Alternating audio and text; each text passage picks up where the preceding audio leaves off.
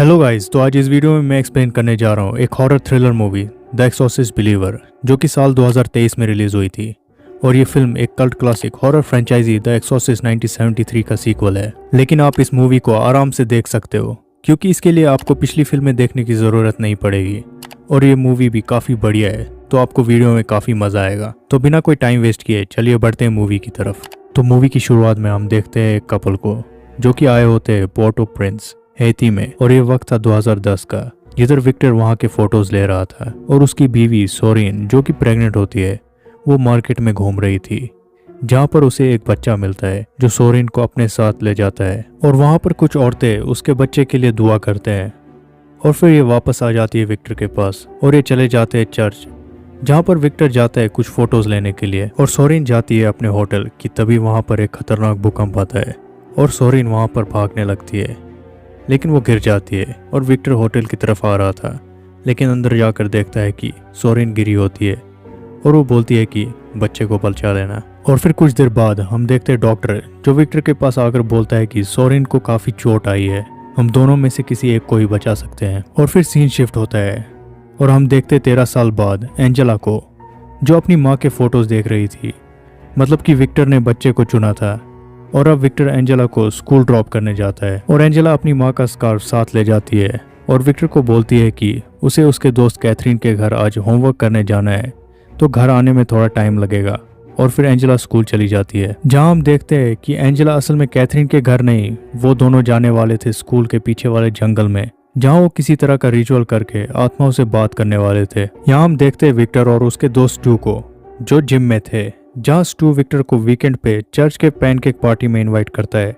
लेकिन विक्टर मना कर देता है क्योंकि वो इन सबको नहीं मानता है। इधर एंजेला और कैथरीन स्कूल की छुट्टी के बाद जंगल चले जाते हैं, जहाँ पर ये दोनों एक अंडरग्राउंड टनल में जाकर शम्मे को जलाकर उसी रिचुअल को कर रहे थे। यहाँ हम देखते हैं विक्टर को, जो कि एक फोटोग्राफर होता है, और वो अपने स्टूडियो में एक फैमिली की फोटोज ले रहा था। और अब शाम भी हो जाती है, तो ये अपने घर जाता है, जहाँ ये देखता है कि एंजेला अभी तक घर वापस नहीं आई है। तो ये कैथरीन के घर कॉल करता है, जहाँ पर हमें पता चलता है कि कैथरीन भी घर में नहीं है। तो फिर इन लोगों को उनके दोस्त से पता चलता है कि एंजेला और कैथरीन स्कूल की पीछे वाली जंगल की तरफ गए थे। और अब रात को विक्टर और कैथरीन के पेरेंट्स जंगल में जाकर उन दोनों को ढूंढने लगते हैं, जहाँ पर उन्हें कैथरीन का स्कूल बैग और विक्टर को उसी टनल में एंजेला के शूज मिलते हैं।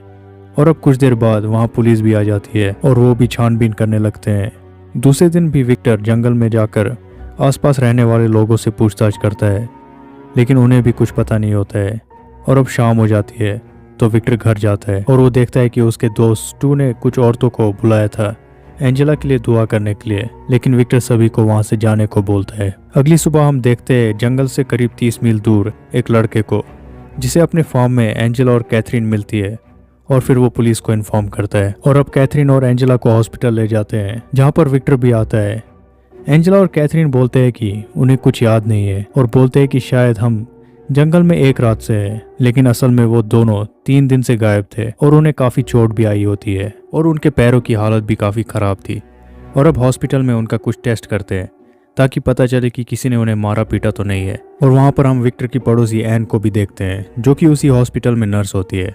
और हम देखते हैं कि एंजेला और कैथरीन कुछ अजीब हरकत करते हैं, लेकिन कोई गौर नहीं करता है। और अब विक्टर और एंजेला घर आ जाते हैं, जहाँ एंजेला बेड में लेटी होती है और विक्टर एंजेला से पूछता है कि आखिर जंगल में तुम लोग क्या करने गए थे। तो एंजेला बोलती है कि वो माँ से बात करने की कोशिश कर रही थी।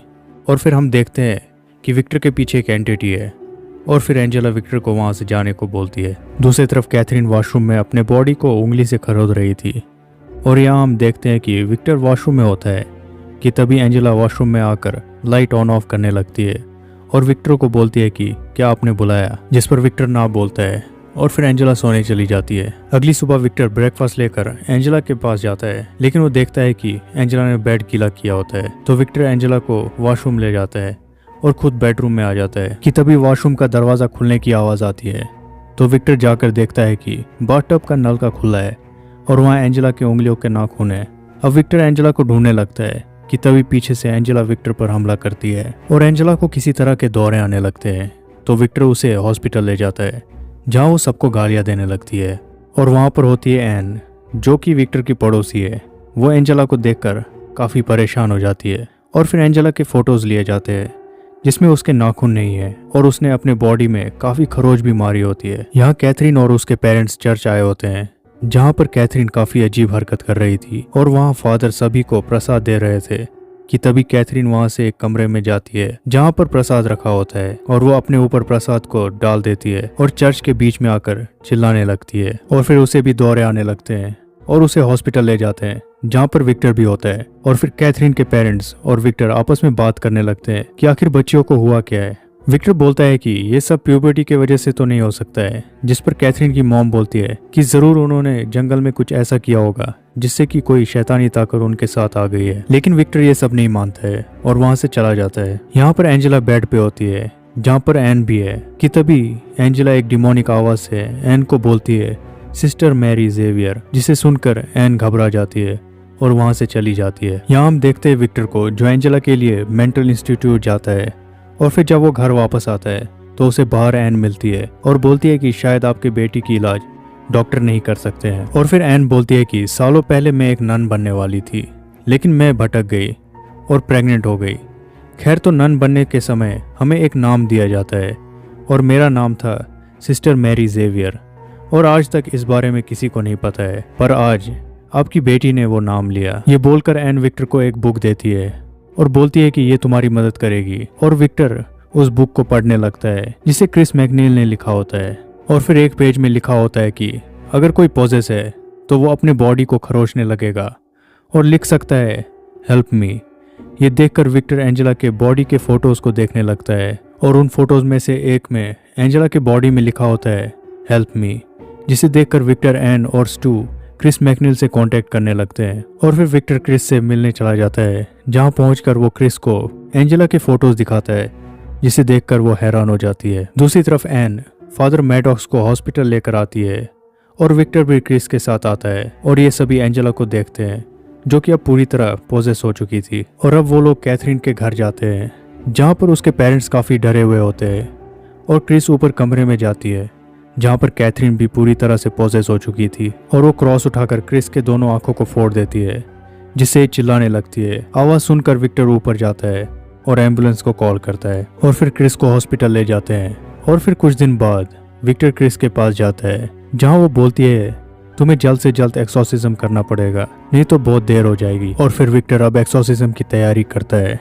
और इसके साथ उसका दोस्त स्टू, एन, चर्च का फादर, कैथरीन के पेरेंट्स और विक्टर उस औरत को भी बुलाता है जिसे स्टू अपने साथ लाया था। लेकिन एंड में फादर मैडॉक्स एक्सोर्सिज्म करने से मना कर देता है क्योंकि उसे चर्च से मंजूरी नहीं मिलती है। तो अब एक्सोर्सिज्म की शुरुआत अब एन करती है और हम देखते हैं कि कैथरीन और एंजेला की हार्ट बीट दोनों लय में धड़क रहे थे, मानो अब वो दोनों एक ही है। और अब एक्सोर्सिज्म की शुरुआत की जाती है तो एन मंत्र पढ़ने लगती है और बाकी भी प्रे करने लगते हैं जिससे एंजेला और कैथरीन डिमोनिक आवाज में गालियां देने लगती है, पर कुछ असर नहीं होता है। तो लेडी भी अपने तरीके से डीमन को कैथरीन और एंजेला के अंदर से निकालने की कोशिश करती है, लेकिन फिर भी कुछ नहीं होता है। और वो दोनों डिमोनिक वॉइस में बोलते हैं कि दोनों में से एक को चुनना होगा, एक मरेगी एक बचेगी, और अगर नहीं चुना तो दोनों मरेंगे। लेकिन विक्टर और कैथरीन के पेरेंट्स चुनने से मना करते हैं। और फिर आता है फादर मैडॉक्स और मंत्र पढ़ने लगता है जिससे सभी को लगता है कि अब सब ठीक हो जाएगा। लेकिन अचानक से फादर मैडॉक्स का गर्दन बिल्कुल घूम जाता है और वो मर जाता है, जिससे सभी की उम्मीदें टूट जाती है। और फिर पीछे से कैथरीन का बाप बोलता है कि वो कैथरीन को चुनता है। और फिर एंजेला बिल्कुल छटपटाने लगती है और उसके पैर जमीन से उठने लगते हैं और वो उल्टी करने लगती है और फिर अचानक से गिर जाती है और कैथरीन नॉर्मल हो जाती है। लेकिन तभी एंजेला को होश आता है और कैथरीन की हार्ट बीट रुक जाती है और हम देखते हैं कैथरीन की स्पिरिट को जो उसी जंगल के टनल में थी जिसे डीमंस अपनी ओर खींच लेते हैं। और फिर एन एम्बुलेंस को फोन करती है और वहां पर पुलिस भी आ जाती है, पर हमें ये नहीं पता चलता है कि कैथरीन बच पाती है या नहीं। और फिर कुछ दिन बीत जाते हैं और हम देखते हैं कि एंजेला बिल्कुल ठीक हो जाती है। यहाँ हॉस्पिटल में हम देखते हैं क्रिस को, जिससे मिलने के लिए रेगन आती है और ये वही रेगन है जो द एक्सॉर्सिस्ट मूवी 1973 में पोजेस हुई थी। और फिर ये मूवी यहीं खत्म हो जाती है। तो दोस्तों, ये थी द एक्सॉर्सिस्ट बिलीवर मूवी की एक्सप्लेनेशन। और इस मूवी की सीक्वल भी आने वाली है जिसका नाम है द एक्सॉर्सिस्ट डिसीवर, जिसका एक्सप्लेन वीडियो भी आने वाले समय में मेरे चैनल पे आपको मिल जाएगा। तो इस वीडियो को लाइक शेयर एंड सब्सक्राइब ज़रूर कर देना। तो मिलते हैं अगले वीडियो में, तब तक के लिए बाय बाय।